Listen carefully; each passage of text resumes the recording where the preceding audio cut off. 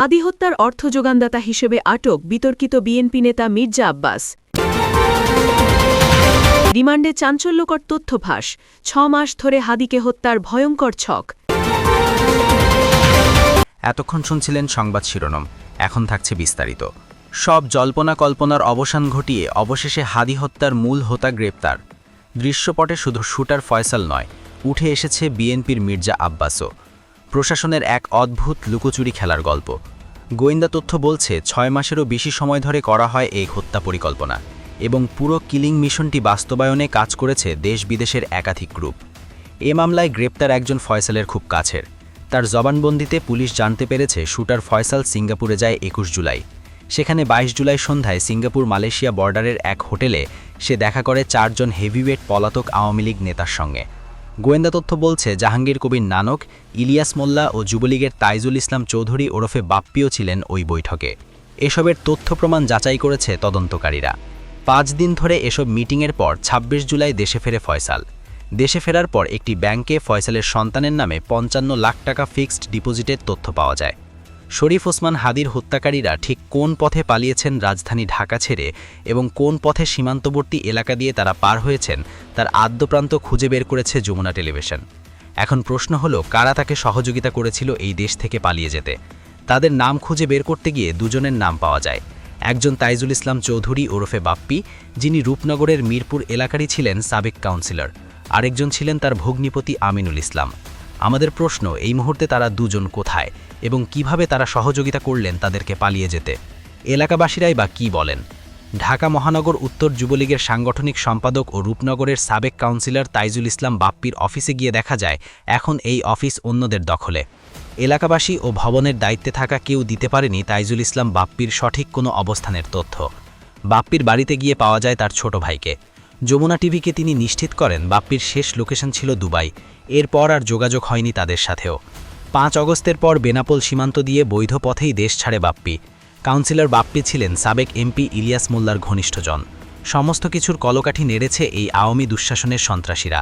এই সন্ত্রাসীদের যাদের নাম এসেছে তাদের অন্যতম একজন হচ্ছেন এই তাইজুল ইসলাম বাপ্পি। গোয়েন্দা তথ্য বলছে বাপ্পির দিক নির্দেশনায় তার ভগ্নিপতি আমিনুল ইসলাম ব্যবস্থা করেন ফয়সাল আলমগীরের পালিয়ে যাওয়ার রোড।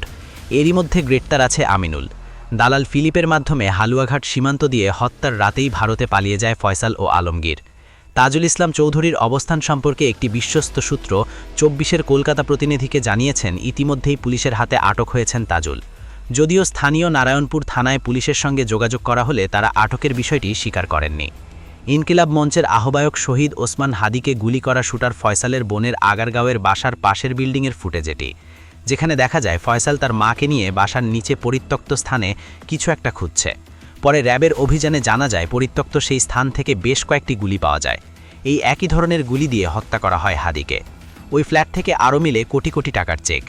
ইনকিলাব মঞ্চের প্রতিবাদক শরীফ ওসমান হাদিকে গুলি করা শুটার ফয়সালের বোনের এই বাসা থেকেই কোটি কোটি টাকার সেই চেকগুলো উদ্ধার করে আইনশৃঙ্খলা বাহিনী। ফয়সালকে কেন, কারা, কোন ব্যক্তি প্রতিষ্ঠান এই চেকগুলো দিয়েছিল সেগুলোই এবার প্রকাশ্যে আসছে। প্রিমিয়ার, আল আরাফা, আল প্রাইম, ন্যাশনাল, ঢাকা ব্যাংক সহ ১১টি ব্যাংকের ৩৮টি চেকের মধ্যে উত্তোলনযোগ্য চেক ৩২টি। টাকার অঙ্কে যা ২১৮ কোটি ৭৯ লাখ, যার মধ্যে সর্বনিম্ন ৭ লাখ এবং সর্বোচ্চ ৯০ কোটির চেকগুলোর তথ্য খুঁজতে ব্যাংকগুলোতে যায় গোপন সূত্র। সবচেয়ে বেশি ৩৫ কোটির ১০টি চেক প্রিমিয়ার ব্যাংক গুলশান শাখার। চেকের খবর শুনে আটকে ওঠেন ব্যবস্থাপক, জানান কোনো তথ্য নেই তার কাছে। টাকার অঙ্কে সবচেয়ে বেশি ৯০ কোটি ৭ লাখ টাকার চেক প্রাইম ব্যাংকের গুলশান শাখার। খোঁজ নিতে এই শাখায় গেলে ম্যানেজার গণমাধ্যমের হাতে কথা বলতে রাজি হননি। অগ্রণী ব্যাংকের ওয়াসা শাখাতেও ফয়সালের কথা শুনে কেউ কথা বলতে রাজি নন। এরপরে আছে ন্যাশনাল ব্যাংকের ৫০ কোটির চেক। ব্যবস্থাপক ক্যামেরার সামনে কথা বলেননি, তবে তিনি জানান চেক ইস্যুকারী ম্যাম ইম্প্যাক্টস নামের প্রতিষ্ঠানটির হিসাবটি অচল, সেখানে নেই কোনো টাকা। ৬টি চেক ইস্যু করা আল আরাফা ব্যাংকের মিরপুর শাখায় গেলে কর্মকর্তারা জানান এই হিসাবও অচল বা ডরমেন্ট অবস্থায় পড়ে আছে। ফয়সালকে দেওয়া ২১৮ কোটির মধ্যে ১৭২ কোটি টাকাই দিয়েছে রেনাসা international, Abu Omar trading corporation, ম্যাম ইম্প্যাক্টস, ড্রিম ইনফিনিটি, চিস্তিটেক্স সহ ৭ প্রতিষ্ঠান। এসব প্রতিষ্ঠান খুঁজে বের করতে চেষ্টা করে যমুনা টেলিভিশনের অনুসন্ধান টিম। শুটারকে ৯০ কোটি টাকা দেওয়া ড্রিমস ইনফিনিটির ঠিকানা দেওয়া বাড়িধারার ডিওএইচএসে। সেখানে গিয়ে দেখা যায় এই নামের প্রতিষ্ঠান কখনো এখানে ছিলই না। বনানীর ম্যাম ইম্প্যাক্টস ফয়সালকে ৫০ কোটি টাকা দিয়েছে, সেখানেও গিয়ে হুদিস মেলেনি প্রতিষ্ঠানটির। ফয়সালের চেক ইস্যু করা আরেক প্রতিষ্ঠান এমআর ইন্টারন্যাশনালের বনানীর ঠিকানাতেও কিছু নেই। ইন্দিরা রোডের চিস্তি টেক্সে গিয়ে জানা যায় আরও 4 বছর আগে এখান থেকে ব্যবসা গুটিয়ে নিয়েছে তারা। এসব প্রতিষ্ঠানের ফোন নম্বরে ফোন করেও সাড়া মেলেনি এসব। 7 প্রতিষ্ঠান ছাড়াও 6 ব্যক্তি ফয়সালকে দিয়েছে 46 কোটি টাকা। ফয়সালের চেকের বিষয়ে মানি লন্ডারিং অনুসন্ধানে নেমে সিআইডি প্রধান জানিয়েছেন, চেক ইস্যু করা সবার পরিচয় উন্মোচন করা হবে। এত বড় অঙ্কের লেনদেনের পেছনে হাদি ছাড়া অন্য কোনো মিশন আছে কিনা এমন প্রশ্নের উত্তর খুঁজছে আইনশৃঙ্খলা বাহিনী। বহুল কাঙ্ক্ষিত ত্রয়োদশ সংসদ নির্বাচনের বাকি আর 36 দিন। এবারের নির্বাচন অবাধ, সুষ্ঠু, গ্রহণযোগ্য সহ ব্যাপক ভোটার উপস্থিতি নিশ্চিত করতে চায় প্রফেসর মোহাম্মদ ইউনূসের নেতৃত্বাধীন অন্তর্বর্তী সরকার। এই লক্ষ্য অর্জনের সামনে অন্তত 4টি চ্যালেঞ্জ রয়েছে। এগুলো হলো কিছু আসনে কার্যক্রম নিষিদ্ধ আওয়ামী লীগ ও তার সহযোগী সংগঠনের নির্বাচন ভণ্ডুলের চেষ্টা, সামাজিক যোগাযোগ মাধ্যমে গুজব সৃষ্টি, নির্বাচনে অংশগ্রহণকারী দলগুলোর মধ্যে সহিংসতা এবং কিছু আসনে বড় দলগুলোর বিরোধী প্রার্থীদের মধ্যে সংঘাত ও সহিংসতার আশঙ্কা। সরকারের একাধিক গোয়েন্দা সংস্থা সহ আইনশৃঙ্খলা বাহিনীর ও মাঠ প্রশাসনের একাধিক প্রতিবেদন থেকে এমন তথ্য জানা গেছে।